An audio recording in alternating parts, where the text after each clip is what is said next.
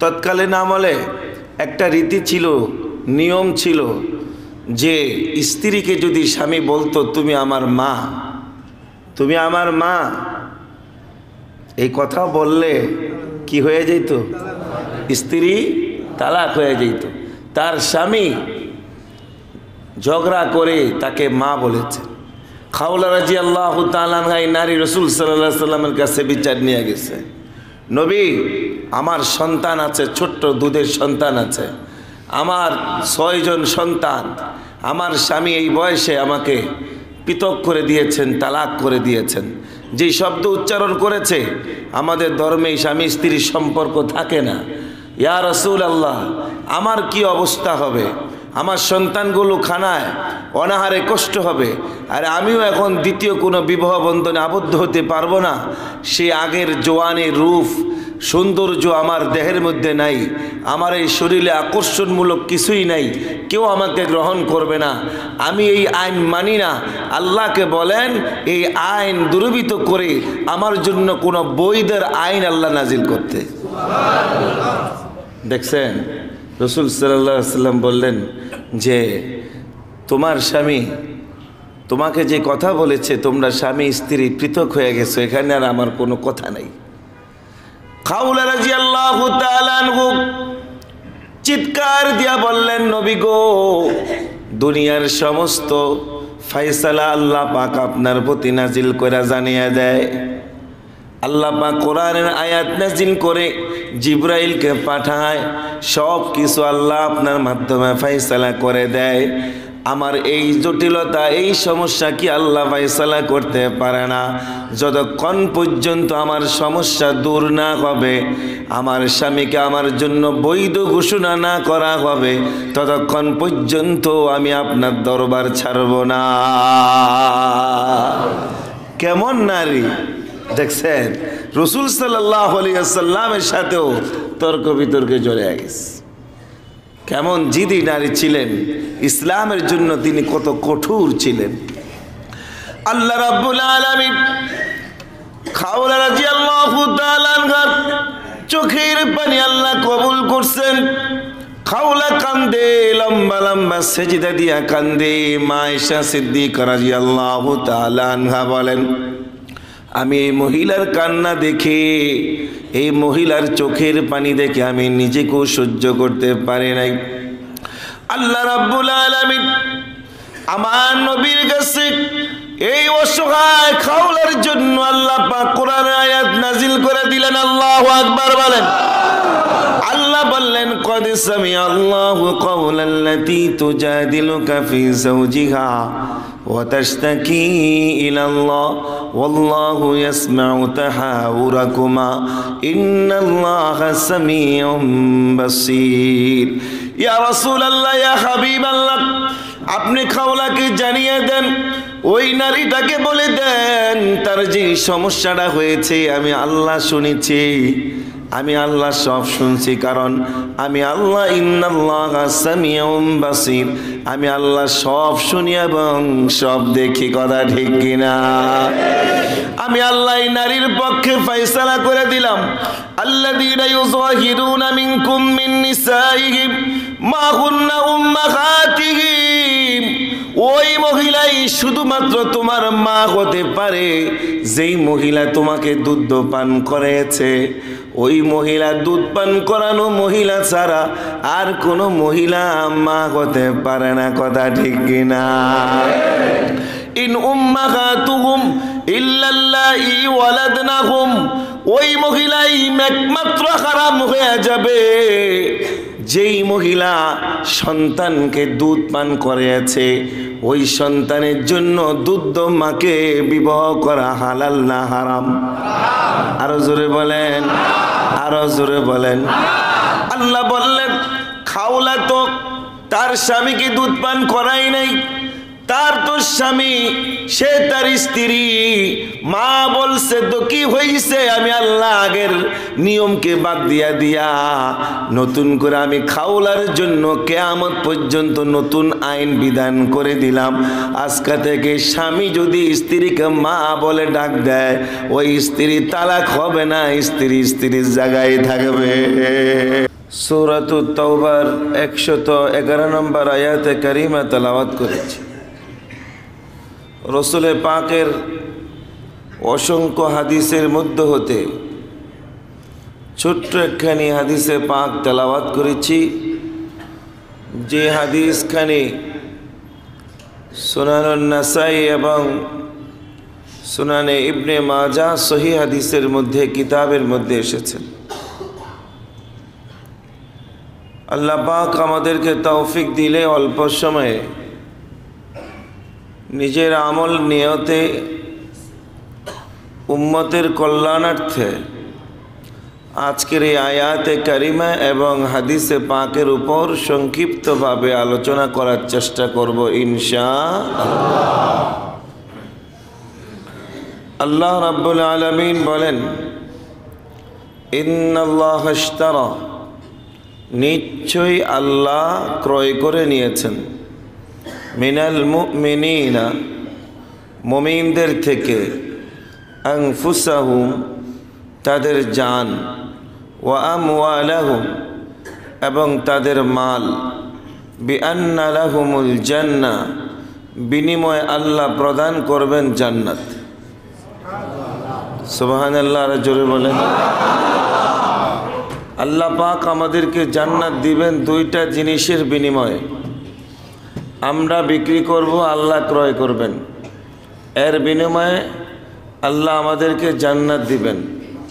দুইটা জিনিসের বিনিময়ে, একটা জিনিস মুমিনের জান, আরেকটা হলো মুমিনের মাল।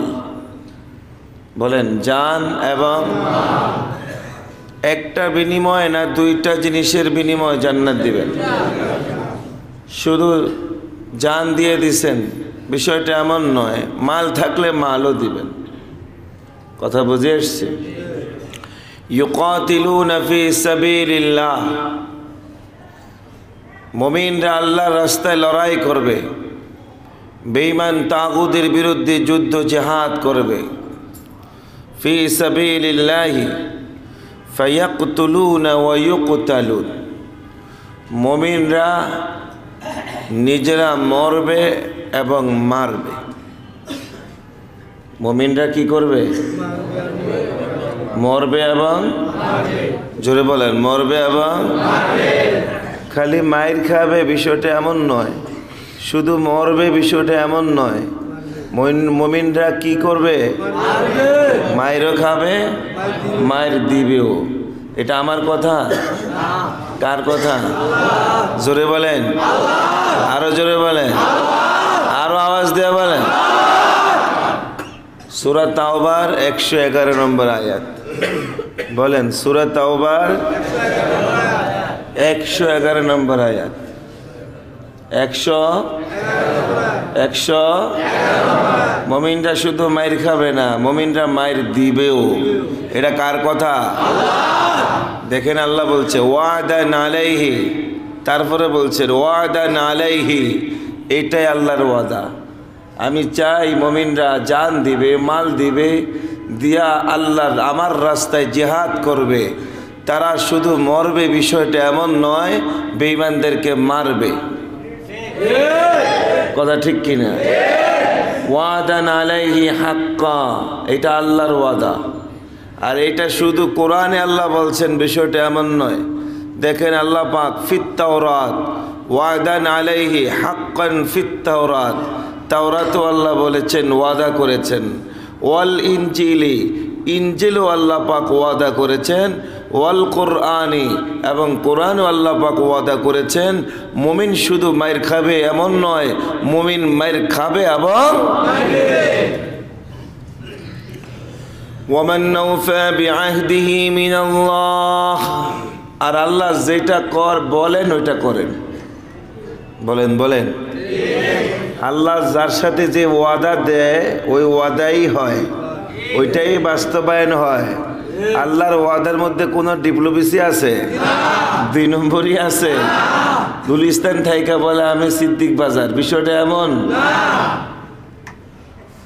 এমন আছে না? মোবাইলে পাওনাদারে ফোন দিলে ভাই কই আছেন, কয় সিদ্দিক বাজার আসছি, এই গুলিস্তান বইয়ে দিচ্ছে দেওয়ানের ডরে।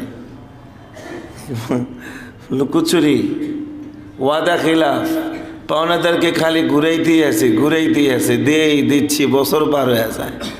এটা আমার মুমিনদের ওয়াদা। কিন্তু আমাদের এই 2 নম্বরই ওয়াদা কি আল্লাহর ওয়াদা?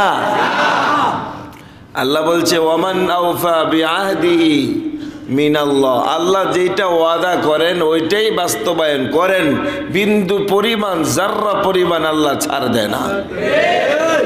ফাস্তাবশিরু বিবাইআকুমুল্লাযী বায়াতুম বি, আল্লাহ রাব্বুল আলামিন বলছেন আপনি তাদেরকে সুসংবাদ দিয়ে দেন যারা মুমিন, জান মাল নিয়ে আল্লাহর রাস্তায় লড়াই করবে, জীবন দিবে, যারা আল্লাহর রাস্তায় জীবন দিবে এবং কাফেরদের প্রতিবাদ করবে, বেঈমানদের মোকাবেলা করবে। আল্লাহ রাব্বুল আলামিন বলেন এদের জন্য আমি আল্লাহ সুসংবাদ দিছি। কি আছে? কি বলেন? সুসংবাদ দিয়ে দেন। যালিকা হুয়াল ফাউজুল আযীম, এটাই হচ্ছে মহাপুরস্কার। ভাইরা আমার, আজকে সারা বহির্বিশ্বে খালি মুসলমান ইমানদার মুমিন মাইর খাইতেছে। আপনারা মানে তো আমার কি হচ্ছে, অমকে মাইর খাই তো আমার কি সমস্যা, বিপদে পড়ছে আমার কি হচ্ছে। এই যে স্বভাব চরিত্র নৈতিকতা আমাদের মধ্যে ঢুকছে, এটা ইসলামের চরিত্র না, এটা মুমিনের চরিত্র না। কি কথা ঠিক কি না? এটা মুমিন মুসলমানের চরিত্র হতে।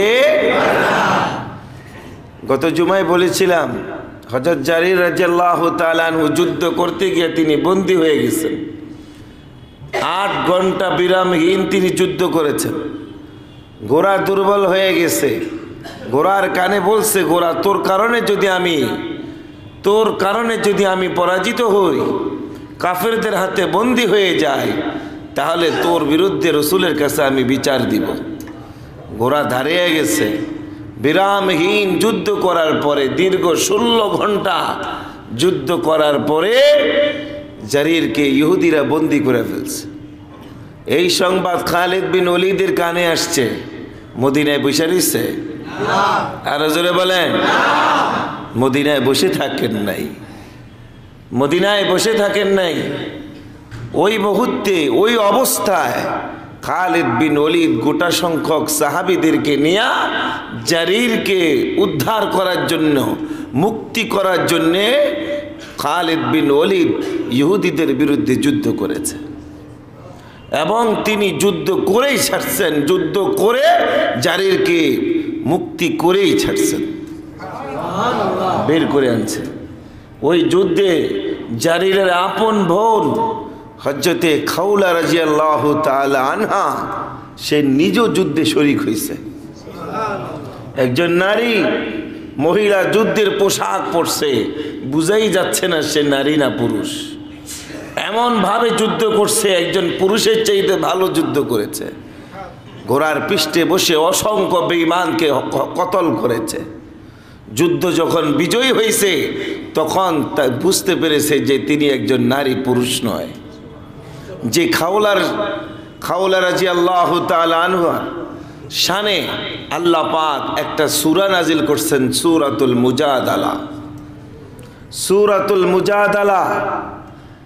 28 পারার প্রথম সূরাটা, কদ সামিআ আল্লাহু কাওলাল্লাতী তুজাদিলুকা ফি যাওজিহা ওয়া তাশতাকি ইলাল্লাহ।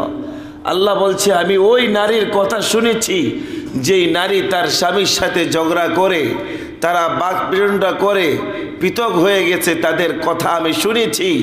তারা যে অবস্থায় আছে, ওই নারী খাওলা যে মত পেশ করেছেন, যা চাইছে, আমি আল্লাহ খুশি হইয়া তার মতের পক্ষেই আমি আল্লাহ কোরআন আয়াত নাজিল করে দিলাম। অর্থাৎ এই খাওলা রাদিয়াল্লাহু তাআলা আনহু বৃদ্ধ বয়সে এসে তালাক প্রাপ্ত হয়েছিলেন।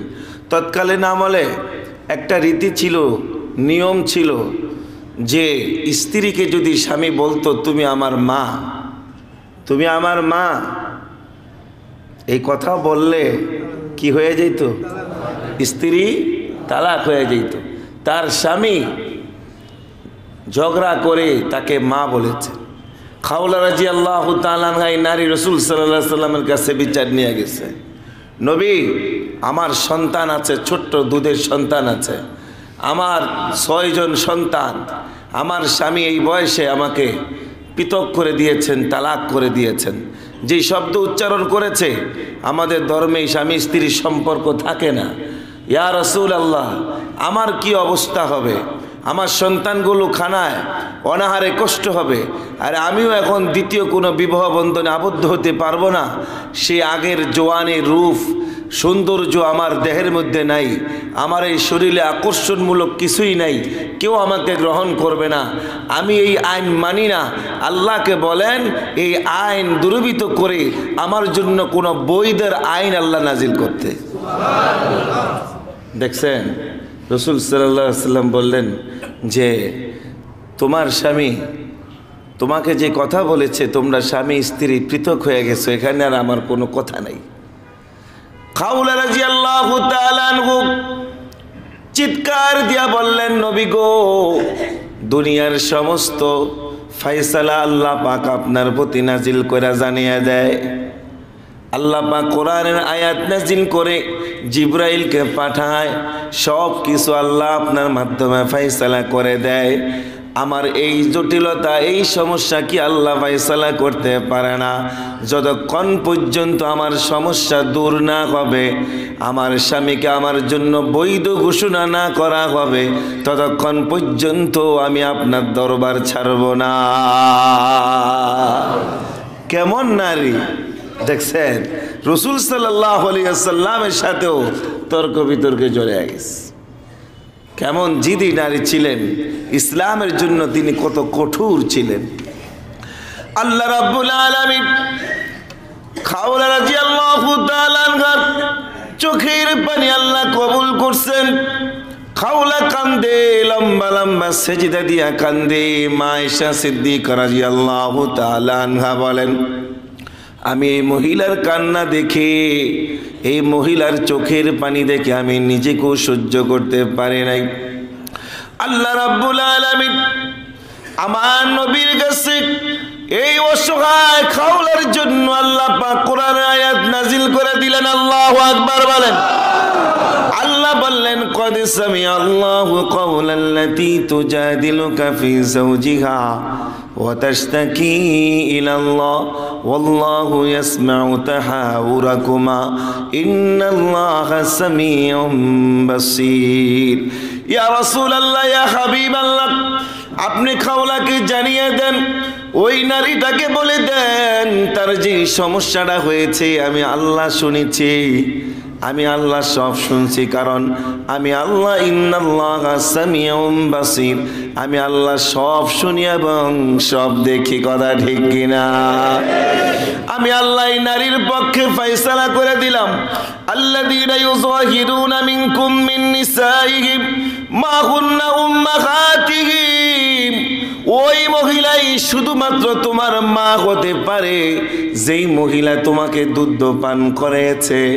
ওই মহিলা দুধ পান করানো মহিলা ছাড়া আর কোনো মহিলা মা হতে পারে না। কথা ঠিক কিনা? ইন উম্মাহাতুহুম ইল্লাল্লাহি ওয়ালাদনাহুম, ওই মহিলাই একমাত্র হারাম হয়ে যাবে যেই মহিলা সন্তানকে দুধ পান করিয়েছে, ওই সন্তানের জন্য দুধ মাকে বিবাহ করা হালাল না হারাম? আরো জোরে বলেন, আরো জোরে বলেন। আল্লাহ বললেন, খাওলা তো তার স্বামীকে দুধ পান করাই নাই, তার তো স্বামী, সে তার স্ত্রী। মা বলছে তো কি হয়েছে? আমি আল্লাহ আগের নিয়মকে বাদ দিয়া নতুন করে আমি খাওলার জন্য কিয়ামত পর্যন্ত নতুন আইন বিধান করে দিলাম। আজকে থেকে স্বামী যদি স্ত্রীকে মা বলে ডাক দেয়, ওই স্ত্রী তালাক হবে না, স্ত্রী স্ত্রীর জায়গায় থাকবে। আল্লাহু আকবার।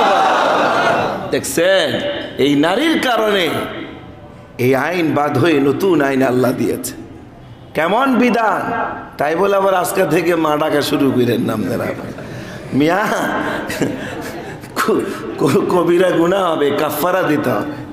এটা জাস্ট আপনাদেরকে শুনাইলাম যে মহিলা ইসলামের জন্য কত কঠোর ছিল। খালিদ বিন ওলীদের সাথে সমন্বয় হয়ে ঘোড়ার পৃষ্ঠে বসে ইহুদিদের সাথে যুদ্ধ করেছে, জারির আপন ভাইকে তাদের হাত থেকে মুক্তি করে আনছে। খালিদ বিন ওলীদ বললেন, কি তুমি পরিচয় দাও। কথা বলে না, আগে কাফের মারো, আগে বেঈমানের প্রতিবাদ করো, তারপরে কথা হবে। ভাইরা আমার, যুদ্ধ শেষে দেখা গেছে ঘোড়ার পৃষ্ঠা থেকে পুরুষের কণ্ঠ নয়, একটা নারীর কণ্ঠ। সুবহানাল্লাহ। খালিদ বিন ওলীদ বলেন, আমি আশ্চর্য হইয়া গেলাম, কিরে এদিকে নারীর কণ্ঠ, তার মানে উনি কি পুরুষ না? কারণ চেহারা টেহারা সব ঢাকা পর্দার সাথে। আর আমগো দেশি আমগো নারীরা যুদ্ধ করে পুরা কাপড় চোপড় খুইলা ফেলে। কিরে ভাই, কাপড় টাইন না পুলিশের লয়ে যায়, তার খবর নেই, দেয় বীর সেনানি সাজদাছে। আর এটা যদি ইসলামের জন্য হইতো তত হইতো। কি কথা ঠিক নেই? কে কত দেখাইতে পারে, দলের জন্য ত্যাগ স্বীকার করতে পারে। ভাইরা আমার, যেই দলের জন্য যদি আপনি জীবন দেন, টাকা খরচ করেন, ফুলুস খরচ করেন, কাজ হবে না। দল যদি ইসলামের বিরোধিতা করে, কথা ঠিক কিনা? যদি দলটা ইসলামিক দল হয়, সময় দিবেন, কথা বলবেন, টাকা দিবেন, জান দিবেন, মাল দিবেন, কাজে লাগবে। কি কথা ঠিক নেই? আরে মিয়া, শহীদ কারে কয়? খালি শহীদ হইলেই কি শহীদ হয়ে যাব নাকি? পোস্টার হাজারো লাগান, কামাইব? দলের জন্য শহীদ হইলে কি শহীদ? জীবন দিলে শহীদ হয়ে যাব না। ইসলামের জন্য হতে হবে, কোরআনের জন্য হতে হবে। কথা ঠিক কি না? কোরআন প্রতিষ্ঠার জন্য যে শহীদ হয়েছে, যে বেঈমানের প্রতিবাদ করতে গিয়ে শহীদ হয়েছে, যে ব্যক্তি ইসলাম প্রতিষ্ঠা করার জন্য শহীদ হয়েছে, সে হলো শহীদ। কথা ঠিক কিনা? আজকে তো আমরা ব্যক্তিকে প্রতিষ্ঠা করার জন্য জান দিয়ে দিতেছি, দল প্রতিষ্ঠা করার জন্য জান দিয়ে দিতেছি। হ্যাঁ, যদি এই দলের চিন্তা চেতনা থাকে, ইসলামিক দল যে এই রাজনীতি করে দেশে কোরআনের আইন বাস্তবায়ন করব, এই আইন বাস্তবায়ন করতে গিয়ে লড়তে গিয়ে শহীদ হয়েছে, সে শহীদ হবে। কথা ঠিক কিনা? ভাইরা আমার,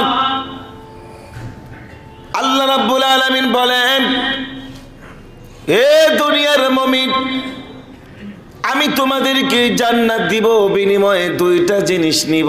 একটা হলো জান, এবং দ্বিতীয়টা কি? বলেন, আরো জোরে বলেন। শুধু মাল দিবেন হবে না, জান দেওয়ার জন্য প্রস্তুতি নিতে হবে। কথা ঠিক কিনা? আপনি ইসলামের ঐতিহাসিক জীবনীগুলো দেখেন, সাহাবীদের জীবনী দেখেন, নবীদের জীবনী দেখেন, এমন কোন নবী নাই যেই নবীরা কাফেরদের হাতে মাইরে খায় নাই। এমন কোন নবী নাই যে নবীর রক্ত জমিনে পড়ে নাই। ইসলাম প্রতিষ্ঠা করার জন্যে, আল্লাহর হুকুম প্রতিষ্ঠা করার জন্যে, আল্লাহর কালিমা প্রতিষ্ঠা করার জন্য এমন কোন নবী নাই যে নবী মাইর খায় নাই, রক্ত দেয় নাই। কথা ঠিক কিনা? কত বড় বড় জলিল কদর নবীদেরকে, জাকারিয়া আলাইহিস সালামকে মাথা থেকে পা পর্যন্ত করাত দিয়া দ্বিখণ্ডিত করা হয়েছে। নূহ আলাইহিস সালামের গলার মধ্যে রশি দিয়া রাস্তায় হেঁচড়ানো হয়েছে। এমন এমন নবীদেরকে লোহার চিরুনি দিয়া, আল্লাহর কথা বলার কারণে লোহার চিরুনি দিয়া শরীরের মধ্যে আশ্রয়া হাড্ডি থেকে গোশতগুলো আলাদা করে ফেলা হয়েছে।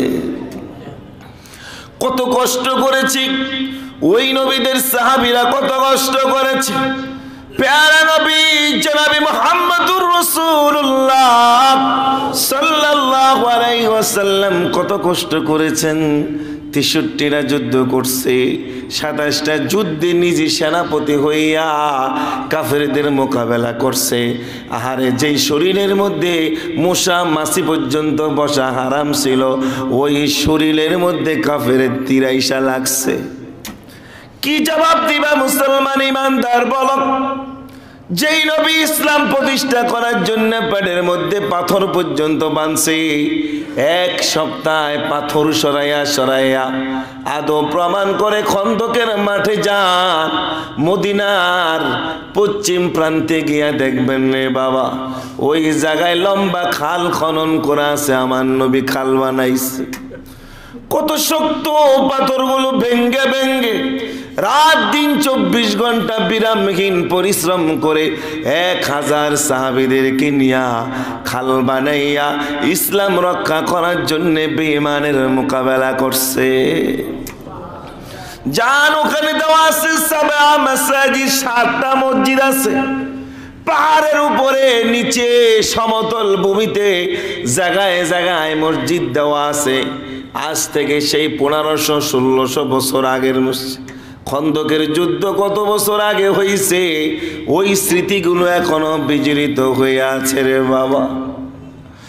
এই যুদ্ধে আল্লাহ রসুলের কলিজার টুকরা ফাতেমা অংশগ্রহণ করছে, হাসান হুসাইন সমস্ত নারীরা পর্যন্ত, মা আয়েশা সিদ্দিকাও অংশগ্রহণ করছে। নারী পুরুষ সবাই মাঠে নেমে গেছে ইসলামের মোকাবেলা, ইসলাম রক্ষার জন্য বেঈমানের মোকাবেলা করবে। 15,000 বেঈমান আবু সুফিয়ানের নেতৃত্বে মদিনায় গিয়ে আক্রমণ করছিল রে বাবা।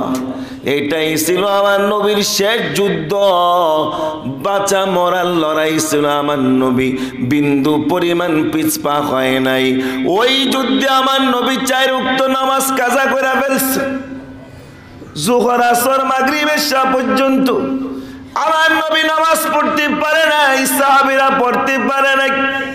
নবী বললেন, আমরা 3000, ওরা হলো 15,000। যদি নামাজে দাঁড়ায় যায়, ওরা আমাদেরকে আক্রমণ করবে, এই পারে চলে আসবে, আমার মদিনা দখল করবে, ইসলাম ধ্বংস করে ফেলবে।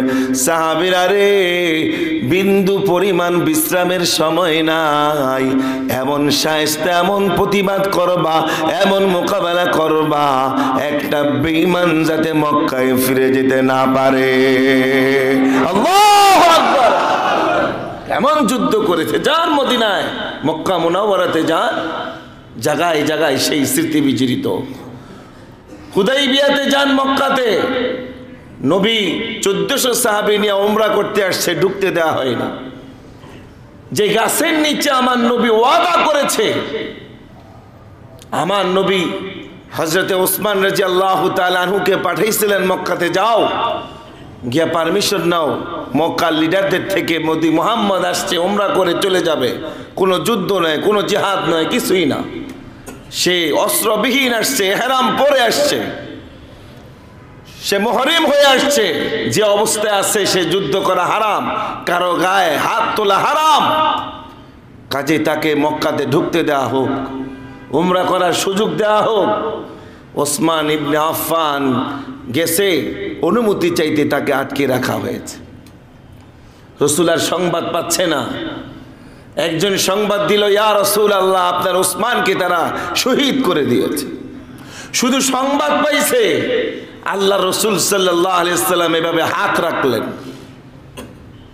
আর বললেন, বায়াতে রিজা যেটা বলা হয়, এক গাছের নিচে হাত রাখলেন আর বললেন, সাহাবীরা, আমি তো আসছিলাম আল্লাহর ঘর তাওয়াফ করব, উমরা করব, আমি ইহরাম পরে মুহরিম অবস্থায় এসেছি। আমি শুনতে পেরেছি আমার ওসমানকে নাকি তারা শহীদ করেছে। আমি হাত রাখলাম, আমি মুহাম্মদুর রাসূলুল্লাহ শপথ করলাম, ওসমানের প্রতিবাদ না করে, বদলা না নিয়ে, মক্কা থেকে, হুদাইবিয়া থেকে মদিনায় আমি মুহাম্মদ ফিরে যাব না। রাসূল হাত রাখছে, সমস্ত সাহাবীরা রাসূলের হাতের উপর হাত দিস, এরকম হাত দিয়ে দিস, শপথ নিয়েছে, ওসমানের বদলা না নিয়ে যাব না। শুধু ওসমানের বদলা নেওয়ার জন্যে আল্লাহ রসুল সাল্লাল্লাহু আলাইহি সাল্লাম সব এহরাম খুলে ফেলছে। অথচ একজন হাজির জন্য হারাম খোলা কিন্তু জায়েজ নেই। আল্লাহ রসুল বলছে আমি উসমানের প্রতিবাদ না করে যাব না। কেন? আমার উসমানকে তারা বন্দি করেছে, শহীদ করেছে। পরে দেখে কিছুক্ষণ পর উসমান ফিরে আসছে, তখন আল্লাহ রসুল সাল্লাল্লাহু আলাইহি সাল্লাম তাদের সাথে সন্ধি করেছে। কাফের ভয় পেয়ে গেছে যে মুহাম্মদ ইহরাম খুলে ফেলছে, জিহাদের মাঠে ডাক চলে আসবে, তখন উসমানকে ছেড়ে দিস। আজকে ইসলাম কোথায়, আমি কোথায়? ভাইরা আমার, অনেক দুঃখের কথাগুলো না বললেই নয়। আজকে দেখতে পাচ্ছি